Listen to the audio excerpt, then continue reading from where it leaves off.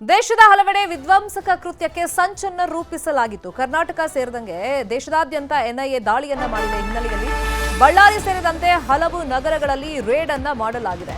ದೇಶದ ಹಲವೆಡೆ ವಿಧ್ವಂಸಕ ಕೃತ್ಯಕ್ಕೆ ಸಂಚನ್ನ ರೂಪಿಸಿದ್ರು ಅಂತ ಹೇಳಿ ಮಾಹಿತಿ ಸಿಕ್ಕ ಕೂಡಲೇ ಎನ್ಐಎ ಅಧಿಕಾರಿಗಳು ದಾಳಿಯನ್ನ ಮಾಡಿದ್ದಾರೆ. ಬಳ್ಳಾರಿ ಸೇರಿದಂತೆ ಹಲವು ನಗರಗಳಲ್ಲಿ ರೇಡ್ ಆಗಿದೆ. ವಿಶಾಖಪಟ್ಟಣ, ಚೆನ್ನೈ ಸೇರಿದಂಗೆ ಹಲವೆಡೆ ದಾಳಿಯಾಗಿದೆ. ಬಳ್ಳಾರಿಯ ಅಬ್ದುಲ್ ಸಲಾಂ ಮನೆಯಲ್ಲಿ ದಾಳಿಯನ್ನ ಮಾಡಲಾಗಿದೆ. ಬಳ್ಳಾರಿಯ ಕೌಲ್ ಬಜಾರ್ ನಿವಾಸಿ ಈ ಅಬ್ದುಲ್ ಸಲಾಂ ಹೈದರಾಬಾದ್ನಲ್ಲಿ ಅಬ್ದುಲ್ ವಿರುದ್ಧ ಕೇಸ್ ದಾಖಲಾಗಿತ್ತು. ಉಗ್ರ ಸಂಘಟನೆಗಳ ಜೊತೆಯಲ್ಲಿ ಈತ ಲಿಂಕ್ ಅನ್ನ ಹೊಂದಿದ್ದ ಅಂತೇಳಿ ಆರೋಪ ಇತ್ತು. ಈತನ ಮನೆಯಲ್ಲಿ ಎನ್ಐಎ ಅಧಿಕಾರಿಗಳು ಸದ್ಯಕ್ಕೆ ಶೋಧವನ್ನ ನಡೆಸ್ತಾ ಇದ್ದಾರೆ.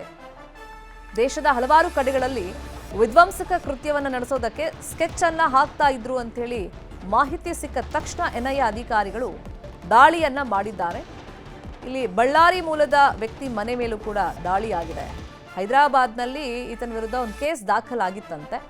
ಉಗ್ರ ಸಂಘಟನೆಗಳ ಜೊತೆಯಲ್ಲಿ ಲಿಂಕ್ ಇತ್ತು ಅಂತ ಹೇಳಿ ಆರೋಪನೂ ಕೇಳಿಬಂದಿತ್ತು. ಇನ್ನು ಉಗ್ರ ಸಂಘಟನೆಗಳ ಸಂಪರ್ಕ ಆರೋಪ ಹಿನ್ನೆಲೆಯಲ್ಲಿ ಆನ್ಲೈನ್ನಲ್ಲಿ ಧರ್ಮ ಪ್ರಚೋದನೆಯನ್ನ ಮಾಡ್ತಿದ್ರು ಅಂತ ಹೇಳಿ ಆರೋಪ ಇದೆ. ಅಬ್ದುಲ್ ವಿರುದ್ಧ ಹೈದರಾಬಾದ್ನಲ್ಲಿ ಹಿಂದೆ ಕೇಸ್ ಆಗಿತ್ತು. ಆಂಧ್ರದ ರೆಹಮತುಲ್ಲಾ ಶರೀಫ್ ಜೊತೆಯಲ್ಲಿ ಈತ ಸಂಪರ್ಕದಲ್ಲಿ ಇದ್ದಂತೆ. ಈ ಪ್ರಕರಣದಲ್ಲಿ ಮಾರ್ಚ್ 26ನೇ ತಾರೀಕೆ ಅಬ್ದುಲ್ನನ್ನ ಬಂಧಿಸಲಾಗಿದೆ. ಇದೇ ಕೇಸಲ್ಲಿ ಅಬ್ದುಲ್ ಪತ್ನಿಯನ್ನು ಕೂಡ ವಿಚಾರಣೆಗೆ ಒಳಪಡಿಸಲಾಗಿದೆ. 26ನೇ ತಾರೀಕು ಮಾರ್ಚಲ್ಲೇ ಅಬ್ದುಲ್ನನ್ನ ಬಂಧಿಸಲಾಗಿದೆ. ಈಗ ಆತನ ಮನೆ ಮೇಲೆ ದಾಳಿ ಆಗಿದೆ.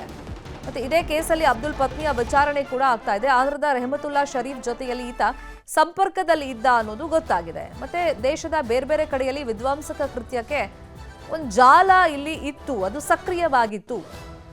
ಮತ್ತೊಂದು ಸಂಚನ್ನು ರೂಪಿಸ್ತಿದ್ರು ಅಂತ ಹೇಳಿ ಎನ್ಐಎ ಅಧಿಕಾರಿಗಳಿಗೆ ಮಾಹಿತಿ ಸಿಕ್ಕ ತಕ್ಷಣ ದೇಶದ ಹಲವೆಡೆ ಹಲವು ನಗರಗಳಲ್ಲಿ ಎನ್ಐಎ ಅಧಿಕಾರಿಗಳು ದಾಳಿಯನ್ನ ಮಾಡಿದ್ದಾರೆ. ಬಳ್ಳಾರಿಯಲ್ಲಿ ಅಬ್ದುಲ್ ಈತನ ಮನೆಯನ್ನ ಈಗ ಪರಿಶೀಲನೆಯನ್ನ ಮಾಡ್ತಾ ಇದ್ದಾರೆ. ಆತನ ಪತ್ನಿಯನ್ನು ಕೂಡ ವಿಚಾರಣೆಗೆ ಒಳಪಡಿಸಿದ್ದಾರೆ.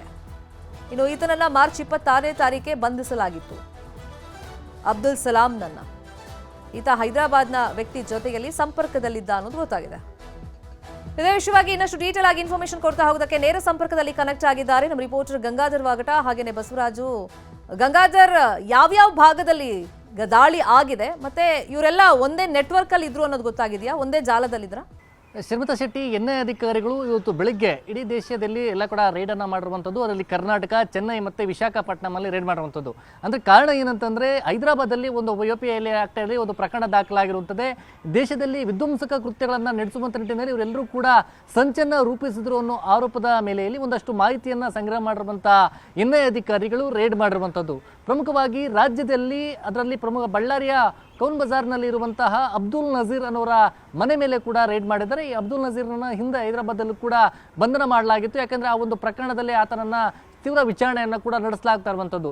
ಇವರೆಲ್ಲರೂ ಕೂಡ ಒಂದು ಸಿಂಡಿಕೇಟ್ ರೀತಿಯಲ್ಲಿ ಮಾಡಿಕೊಂಡು ಮತ್ತು ಇವರ ಕಾಂಟ್ಯಾಕ್ಟ್ ರೀತಿಯಲ್ಲಿ ಹೈದರಾಬಾದಲ್ಲಿ ಓರ್ವ ಶಂಕಿತನ ಜೊತೆಯಲ್ಲಿ ಸಂಪರ್ಕ ಇದೆ ಅನ್ನೋ ಒಂದು ಮಾಹಿತಿಯನ್ನು ಆಧರಿಸಿ ಎನ್ಐಎ ಅಧಿಕಾರಿಗಳು ಅದನ್ನು ವಿಚಾರಣೆಯನ್ನು ಕೂಡ ನಡೆಸಲಾಗ್ತಾ ಇರುವಂಥದ್ದು. ಇವರು ಕೇವಲ ಒಂದು ಚೈನ್ ಲಿಂಕಲ್ಲಿ ಇವರು ಸಿಕ್ಕಿರುವಂಥ ಒಂದು ಮಾಹಿತಿ ಇದೆ. ಇದೇ ಆಧಾರಿತವಾಗಿ ಇಡೀ ದೇಶಾದ್ಯಂತ ರೇಡನ್ನು ಮಾಡಿದ್ದಾರೆ. ಅದರಲ್ಲಿ ಈಗ ಸಿಕ್ಕಿರುವಂಥ ಸ್ಪಷ್ಟವಾದಂಥ ಮಾಹಿತಿ ಅಂತಂದರೆ ಚೆನ್ನೈ ಮತ್ತು ವಿಶಾಖಪಟ್ಟಣಂನಲ್ಲಿ ಮತ್ತು ಅದರಲ್ಲಿ ಬಳ್ಳಾರಿಯಲ್ಲಿರುವಂತಹ ಕೌನ್ ಬಜಾರ್ನಲ್ಲಿರುವಂತಹ ಈ ಒಂದು ಅಬ್ದುಲ್ ನಜೀರ್ನ ಮನೆ, ಈ ಒಂದು ಅಬ್ದುಲ್ ನಜೀರ್ ಮನೆ ಮೇಲೆ ರೈಡ್ ಮಾಡೋಕ್ಕೆ ಪ್ರಮುಖವಾಗಿ ಕಾರಣ ಅಂತಂದರೆ ಅದರಲ್ಲಿ ಒಂದಷ್ಟು ಎವಿಡೆನ್ಸ್ಗಳು, ಅಂದರೆ ಇಲ್ಲಿ ಆತ ಕುತ್ಕೊಂಡು ಮೊದಲು ಪ್ರಿಪೇರ್ ಮಾಡಿದ್ದ ಅಂತೇಳಿ, ಜೊತೆಯಲ್ಲಿ ಅವರ ಕುಟುಂಬಸ್ಥರಿಗೆ ಏನಾದರೂ ಈತನ ಒಂದು ಪ್ಲ್ಯಾನ್ ಏನಿತ್ತು ಮತ್ತು ಈತ ಬೇರೆ ಶಂಕಿತರ ಜೊತೆಯಲ್ಲಿ ಏನಾದರೂ ಚರ್ಚೆ ಮಾಡಿರುವಂಥ ನಿಟ್ಟಿನಲ್ಲಿ ಏನಾದರೂ ಟೆಕ್ನಿಕಲ್ ಎವಿಡೆನ್ಸ್ ಆಗಿರ್ಬೋದು, ಡಾಕ್ಯುಮೆಂಟ್ ಬೇರೆ ರೀತಿಯಲ್ಲಿ ಮತ್ತು ಈತ ಸಂಪರ್ಕ ಮಾಡ್ತಾ ಇರುವಂಥ ರೀತಿಗೆ ಸಂಬಂಧಪಟ್ಟಂತೆ ಅವರ ಮನೆಯಲ್ಲಿ ಯಾರಿಗಾದ್ರೂ ಮಾಹಿತಿ ಇತ್ತಾ ಅಥವಾ ಮನೆಯವರು ಏನಾದರೂ ಅವರಿಗೆ ಏನಾದರೂ ಸಪೋರ್ಟ್ ಮಾಡಿದ್ರಾ, ಇದರ ಒಂದು ಮಾಹಿತಿಯನ್ನು ಆಧರಿಸಿ ಅವರನ್ನ ಈಗ ತನಿಖೆಗೆ ಒಳಪಡಿಸಿರುವಂಥದ್ದು, ಅವರನ್ನು ವಿಚಾರಣೆ ಕೂಡ ಮಾಡ್ತಾ ಇರುವಂಥದ್ದು.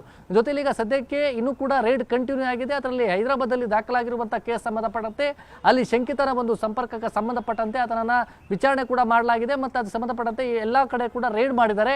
ಇದು ಒಂದು ಹಂತ ಆದರೆ ಇವರು ಬೇರೆ ರೀತಿಯ ಚೈನ್ ಲಿಂಕಲ್ಲೂ ಕೂಡ ದೇಶದ ಒಂದು ಸಾಕಷ್ಟು ಕಡೆಯಲ್ಲಿ ಇವರು ಆಲ್ರೆಡಿ ಒಂದು ರೆಕ್ಕಿಯನ್ನು ರೂಪರೇಷೆಗಳನ್ನು ಪ್ಲಾನ್ ಮಾಡಿಕೊಂಡು ರೆಕ್ಕಿಯನ್ನು ಮಾಡಿ ಅಲ್ಲಿ ವಿಧ್ವಂಸಕ ಕೃತ್ಯಗಳನ್ನು ನಡೆಸುವಂಥ ನಿಟ್ಟಿನಲ್ಲಿ ಇವರು ಪ್ರಿಪೇರ್ ಮಾಡಿದ್ರು. ಅದಕ್ಕೂ ಮೊದಲು ಇವರು ಎನ್ಐಎ ಅಧಿಕಾರಿಗಳ ಬಲೆಗೆ ಬಿದ್ದಿದ್ದಾರೆ. ಜೊತೆಗೆ ಸಂಬಂಧಪಟ್ಟಂತೆ ಒಂದಷ್ಟು ರೇಡ್ ಮಾಡಿ ಎಲ್ಲ ಕೂಡ ದಾಖಲೆಗಳನ್ನು ಸಂಬಂಧಪಟ್ಟಂತ ಒಂದು ಎವಿಡೆನ್ಸ್ಗಳನ್ನ ಆಗಿರಬಹುದು, ಅದು ಸಂಬಂಧಪಟ್ಟಂತ ಎಲ್ಲ ಕೂಡ ಮನೆಯಲ್ಲಿ ತಲಾಶ್ ಕೂಡ ನಡೆಸ್ತಾ ಇರುವಂತದ್ದು. ಇನ್ನು ಮುಂದುವರೆದ ಭಾಗವಾಗಿ ಇನ್ನಷ್ಟೇ ಅದರ ಬಗ್ಗೆ ಅಧಿಕೃತವಾದಂತಹ ಮಾಹಿತಿ ಸಿಗಬೇಕಾಗಿದೆ. Sharmitha Shetty. Gangadhar, please be online ಸಿದ್ದ ಬಳ್ಳಾರಿ ಭಾಗ ಹೋಗೋಣ. ಬಸವರಾಜು, ಈಗ ಬಂಧಿತ ವ್ಯಕ್ತಿ ಮಾರ್ಚ್ 26ನೇ ತಾರೀಕೆ ಅಬ್ದುಲ್ ಸಲಾಂನನ್ನ ಬಂಧಿಸಲಾಗಿತ್ತು. ಆವಾಗ ಯಾವ ವಿಷಯವಾಗಿ ಆತನ ಬಂಧನವಾಗಿತ್ತು?